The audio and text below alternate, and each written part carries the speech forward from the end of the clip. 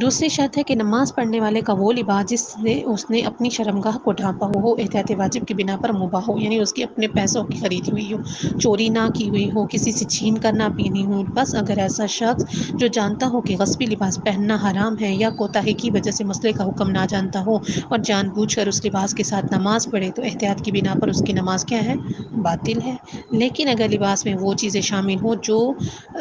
بے تنہائی شرمگاہ کو نہیں ڈھانپ سکتی، اور اسی طرح وہ چیزیں جس سے اگرچہ شرمگاہ کو ڈھانپا جا سکتا ہو لیکن نماز پڑھنے والے نے انہیں حالت نماز میں نہ پہن رکھا ہو، مثلاً بڑا رومال یا لنگوٹی جو جیب میں رکھی گئی ہوں، اور اسی طرح وہ چیزیں جنہیں نمازی نے پہن رکھا ہو جبکہ اس کے پاس ایک مباح ستر پوش بھی ہو، اور ایسی تمام صورتیں ہوئیں کہ ان جیسی چیزوں کے غصبی ہونے سے نماز میں کوئی فرق نہیں پڑتا ہے، اگرچہ احتیاط کی بنا پر اس کو ترک کر دیں۔ یعنی ایک ہے چیز کہ اس نے خود وہ جو چیز ہے وہ غصبی چیز پہنی ہوئی ہے، ایک ہے کہ نہیں اس نے اپنے پاس رکھی ہوئی ہے۔